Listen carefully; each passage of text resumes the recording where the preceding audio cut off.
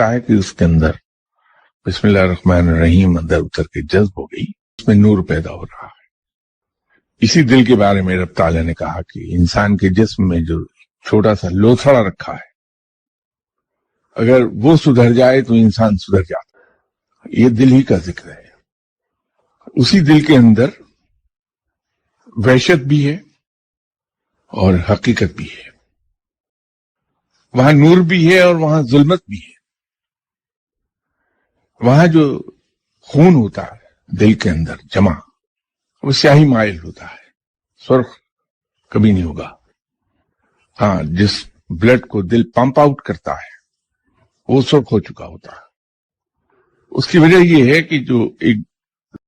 کہ انسانی روح جسم کے درمیانی حصے میں ڈالی جاتی ہے، بالکل سینٹر میں، بہت چھوٹا سا حصہ ہے وہ، اس میں روح ہوتی ہے۔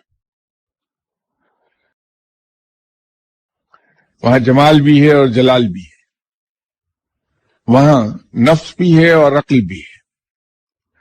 اور ایک چیز یاد رکھیے، جہاں پر نور مسلسل برسے گا وہاں چمکدار سیاہی ہوگی۔ اور اس بات سے شاید آپ پر ایک بات اور واضح ہو جائے کہ اس زمین پر اس وقت جنت سے آئی ہوئی ایک ہی چیز ہے، وہ حجر اسود سیاہ ہے۔ خانہ کعبہ کا غلاف سیاہ ہے۔ اس کی دیواریں جب بنائی گئی تھی تو یہ سیاہی مائل نہیں تھی، یہ بعد میں ہوئی ہیں، سیاہی مائل ہیں۔ مکہ کے ارد گرد کے تمام پہاڑ سیاہی مائل ہیں۔ نور جہاں ہوگا وہاں چمکدار سیاہی ہوگی، جہاں نور برسے گا مسلسل وہاں سیاہی آ جائے گی، چمکدار سیاہی آ جائے گی۔ اسی وجہ سے مکہ کے پہاڑ، خانہ کعبہ کی دیواریں سیاہی مائل ہیں، خانہ کعبہ کا غلاف سیاہ ہے۔ آج آپ کو یہ وجہ بھی آپ کے سامنے آ جائے گی کہ خانہ کعبہ کا غلاف سیاہ کیوں بنایا جاتا ہے، اور حجر اسود بھی سیاہ ہے۔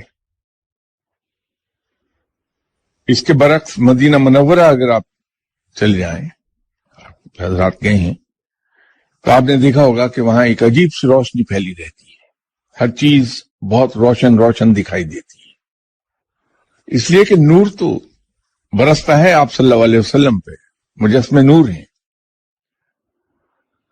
اس سے آگے آپ صلی اللہ علیہ وسلم کی ذات مبارکہ سے جو نور نکلتا ہے، جو روشنی نکلتی ہے، وہ پھیلتی ہے وہاں، وہ براہ راست نور نہیں آتا، اس نور سے روشنی پھیلتی ہے۔ اس لیے مدینہ منورہ روشن دکھائی دے گا، وہاں ہر چیز بہت برائٹ ہے۔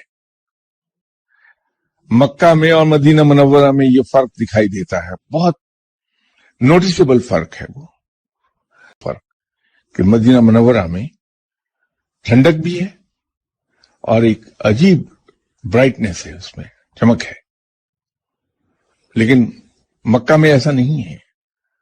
مکہ میں جلال ہے، اس کا نور برستا ہے رب کا، اور اسی لیے وہاں وہ برائٹنس نہیں ہے۔